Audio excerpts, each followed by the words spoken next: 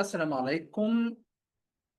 How are you today? I hope you're doing well. Let's continue our sessions um, in the first year of English department from London College of International Studies. And this is a second subject. We call it Introduction to Language. And of course, I'm your instructor for this subject as well, Dr. Muhammad al. So in this course, as outlined, we are going to tackle the following synopsis. The first one is language in use, what we can call it pragmatics, major branches of language study, the sounds of language, phonetics and phonology, language families, and diversity. So let's ask the first question: why we study language? Language is far more than just a tool for communication. It's the foundation of human culture, thought, and identity. But studying language is systematically, we gain insights into how humans think, interact, and make sense of the world. As first year students in the English department, understanding the mechanics and uses of language well enrich your appreciation of literature, sharpen your critical thinking, and enhance your own communication skills. Language study connects disciplines across humanities and sciences, from psychology and anthropology to computer science and philosophy. The analytic skills you'll develop studying language transfer to virtually every academic and professional field. So if we can summarize the importance of language is to make people understand each other because it's the most effective way of communication. According to a 2020 study, approximately 43% of the world's population is bilingual or multilingual. Bilingual means it speaks two languages. Multilingual means it speaks more than two languages, highlighting the prevalence and importance of language diversity in our global society. So, personal benefits and academic benefits are the reasons why we study language. For personal benefits, enhanced communication skills, improved critical thinking, greater cultural awareness, better appreciation of literature, no matter what literature we are talking about, but all languages are going for the same path. Academic benefits, foundation for literary analysis, preparation for advanced linguistics, support for development. And of course, we have professional benefits. Valuable for careers in education, essential for publishing and editing, useful in marketing and communication, applicable to technology and AI development. So if you ask yourself why some people choose to be teachers, for example, or to be translators, for example, because the professional benefits of the language, okay? Because it's not only what I acquire from parents when they speak a language, but we need to study the language. We need to study, for example, in Arabic, we need to study al-nahw, al-sarf, al-arud, study in English, grammar, phonetics, pragmatics, syntax, and so on. Beyond these practical applications, studying language fosters a deeper appreciation for human diversity and creativity because we are speaking so different languages, so it means we have diversity.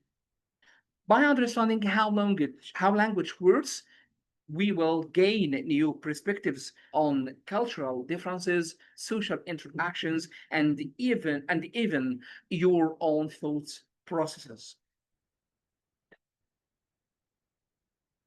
So The third question for today is, what is language? Language is a structured system of communication that uses symbols, whatever symbol is, just like sounds, gestures, or written characters to convey meaning. So the importance of language is to convey meaning, which means I will convey a meaning to you by my language. Unlike animal communication systems, human language possesses several unique properties that make it extraordinary, powerful, and versatile. Productivity and creativity. Humans can create and understand an infinite number of novel sentences never before uttered. Why we don't simply memorize phrases? That's an important question. Because we don't simply memorize phrases, we generate new combinations following abstract rules. Just like if you have a word, we call it great. You can make it greater, you can make it greatness, you can make it greatly. From the same rule, we can create words. Okay, so we generate new combinations following abstract rules. Or we can use displacement. We can talk about things that aren't physically present, events in the past or future, hypothetical situations, abstract concepts, and imaginary entities. Or arbitrariness. And that means the connection between linguistic forms and their meanings is largely arbitrary. There is no inherent reason why a tree is called a tree rather than arbol or bough. So we don't have a reason why we call this word a tree, why we call this a C, why we call this word a chair, why we call this computer, why we call this a camera. No, we don't know any reason why the people who just like invent the language call this word by this word. Okay, but that's what language is all about. So, what is language? A crucial distinction exists between language and speech because language is beyond than speaking. Okay, language is more than speech. Language, whatever in your head, whatever in the dictionaries, whatever in the box of language, but speech is the way you speak the language. Language refers to the abstract system of rules and conventions shared by community, while speech describes the actual physical utterances produced by individuals. Similarly, we distinguish between them. The scientific study of language, known as linguistics, so we can define the word linguistics by saying the scientific study of language, encompasses several specialized branches, each focusing on different aspects of language structure and use.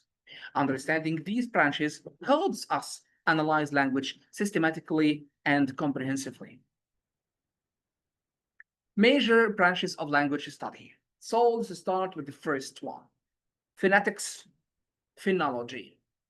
Phonetics studies the physical properties of speech, sounds, and how they're produced, transmitted, and perceived. Phonology examines how these sounds function within specific language systems, including rules for sound combinations. The second one is morphology, the study of word formation and internal structure. Morphologists analyze how smaller meaningful units, morphemes, combine to create words with complex meanings, including processes like affixation, compounding, derivation. Syntax, what we can call in Arabic النحو والصرف. Syntax examines the rules governing how words combine to form grammatical sentences. Syntacticians study phrase structure, word order, pattern, and the transformational rules that explain how sentences are generated. Semantics, what we can quote in Arabic علم المعاني. Semantics, the study of meaning in a language, including word meaning, lexical semantics. المعاني المعجمية, and how meanings combine in sentence compositional semantics. Semantics analyze phenomena like synonymy, علم الترادف, the word and its meaning, polysemy, and semantic roles. Pragmatics, what we can quote in Arabic علم المقام, investigates how context contributes to meaning. Pragmatics examines speech, acts, conversational intellectures, and how principles like relevance and cooperation guide communication beyond literal meaning.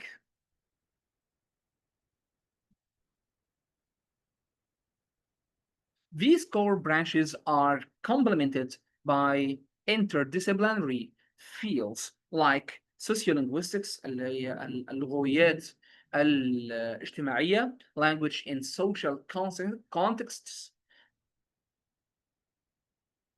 psycholinguistics, which means language processing in the minds, historical linguistics, language change over time, and computational linguistics, computer modeling of language.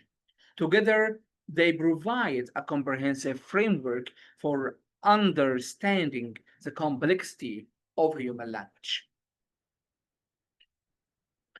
So let's start with the sounds of language, what we can call it phonetics or phonology. Phonetics, the physical properties of speech.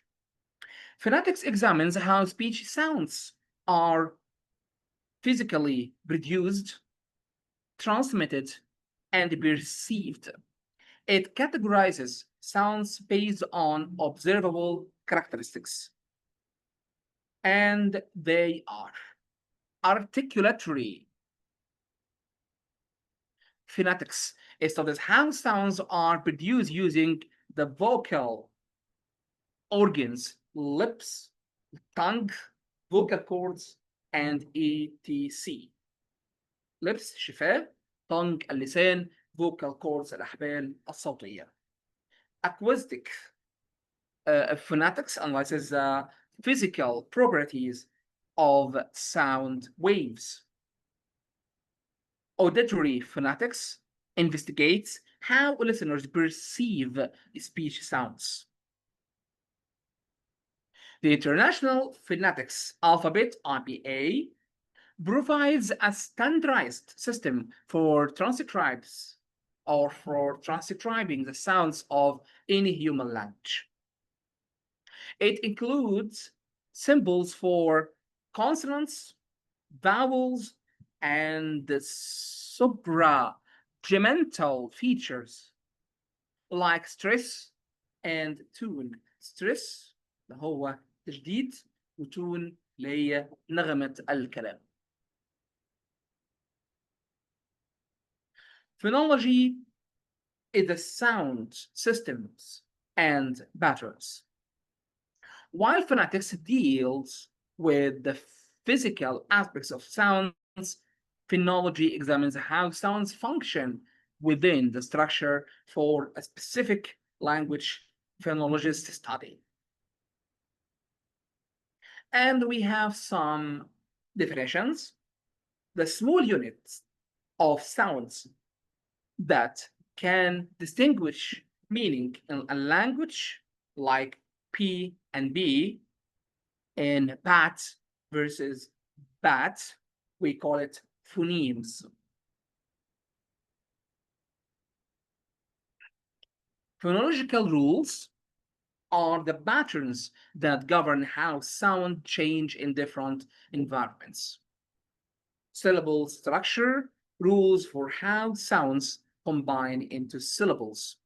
Languages differ significantly in their phonological inventories.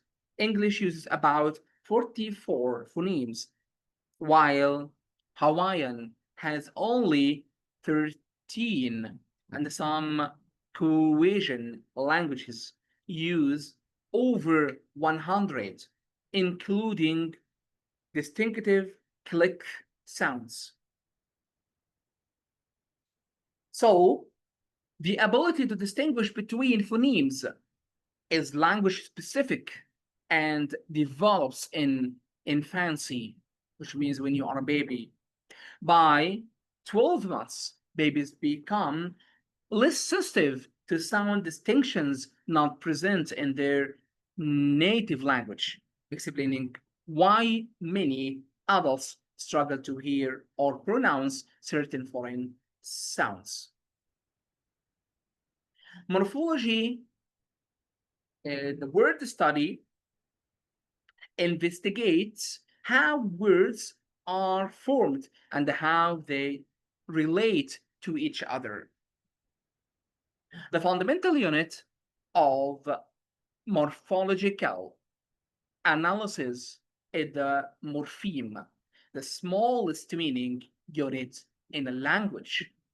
Unlike syllables, which are units of pronunciation, morphemes carry semantic significance. Types of morphemes. Free morphemes can stand alone as words, for example, cat, walk, happy. Bound morphemes must attach to other morphemes, for example, on, ing, tion. Roots carry the core meaning, for example, teach and teacher. Affixes modify meaning. Prefixes before, suffixes after, infixes, which means within, circumfixes, which means around. Word formation process. We have inflection, we have derivation, we have compounding, and we have blending. Let's start with the first one, inflection. Inflection, which means grammatical modifications like tense, number, case that do not change word class. Walk, walks, walked, walking. If the root is walk, walks by adding s, by adding ed in walked, by adding ing in walking. So they do not change word class. Derivation, creating new words, often changing word class. For example, teach is a verb, but teacher is a noun. But inflection, all of them are verbs. Compounding, which means joining two or more words to have one new word. For book, which means كتاب in Arabic, case, which means قضية أو حالة, bookcase, it's a new word, which means the thing that you can put your stuff in. Blending, combining parts of words, just like breakfast and lunch became brunch. Breakfast is a meal that you're eating in the morning. Lunch is the meal that you're eating afternoon. If you are putting them together, we have brunch, which means the meal that you can eat between breakfast and lunch. Cross-linguistic variation. Languages vary dramatically in their morphological systems. Isolating language like Chinese have new bound morphemes. Agglutinative language like Turkish string together, many clearly segmentable.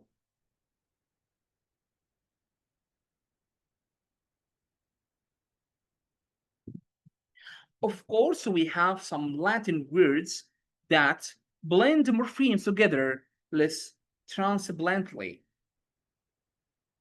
And polysynthetic languages, like many Native American languages, basket sentences worth of meaning to single complex words. Understanding morphology helps explain how we can recognize, create, and compound and comprehend both familiar and novel words. Familiar words, the word that we are using a lot. Novel, which means new words. For example, upon encountering, untweetable for the first time, English speaker can immediately understand it as not able to be tweeted by analyzing its constituent morphemes. UN, which means not, tweet, which means send a short message, just like Twitter. X now, Twitter before, which means send a short message. And of course, able, which means capable of being something else.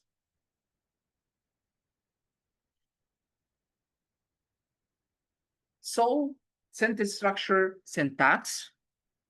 Syntax is the system of rules governing how words combine to form phrases and sentences. While all languages have syntax, specific rules vary considerably between languages. Syntactic analysis reveals the hierarchical structure underlying seemingly linear strings of words. Basic syntactic principles. The first one is constituency, which means continuing. Words group into larger units called constituents or phrases. Hierarchical structure. Constituents can contain other constituents. Recursion. Rules can apply repeatedly, allowing for infinite sentence length. Dependencies. Elements in a sentence can be related across distances. Syntax is rule governed, not random. While she eats apples is grammatical in English, eats apple she violates English syntactic rules because we have to start with noun, then the verb, then the complement, but it's an object or something else. So English syntactic rules, even though it contains exactly the same words, but we have to pull them in order because it's the system of the language.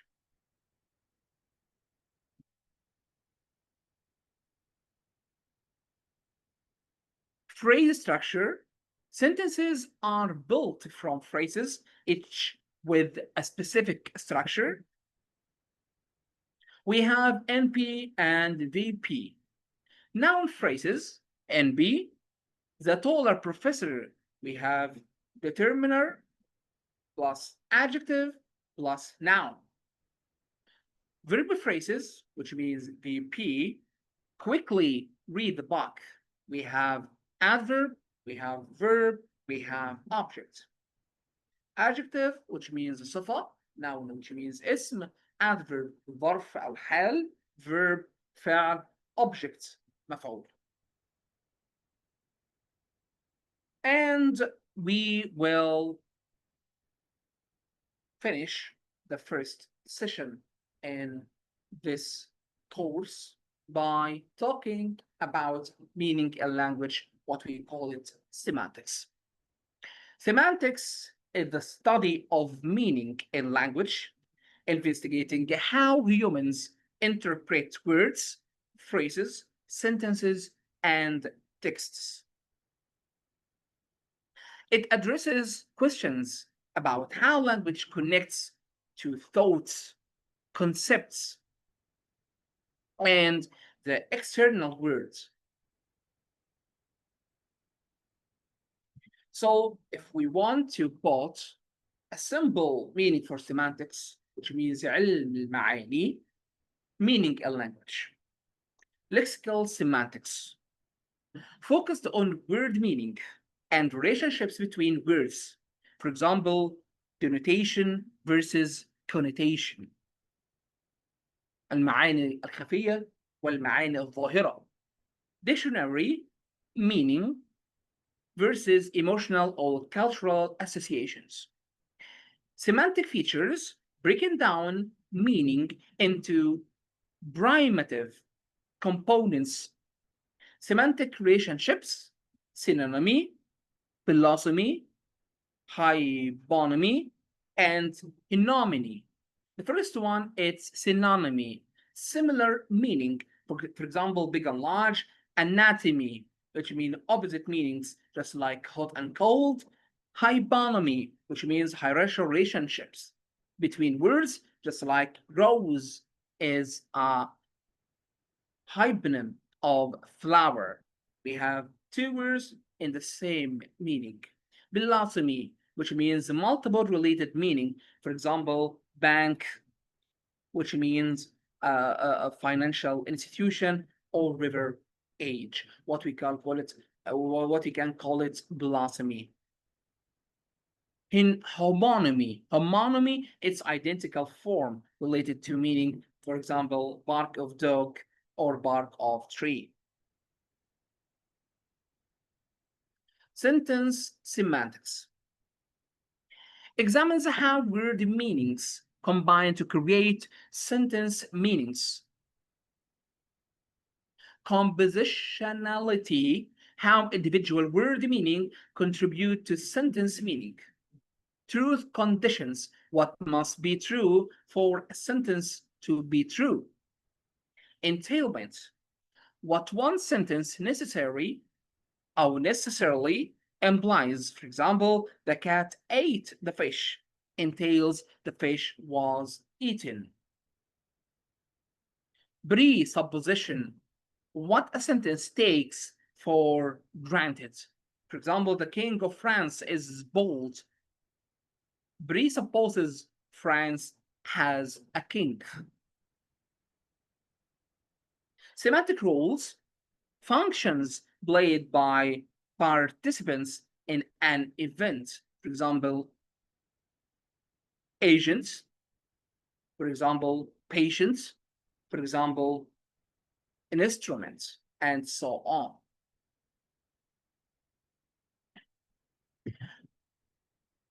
Reference and meaning. Theories about how language connects the world. We have referential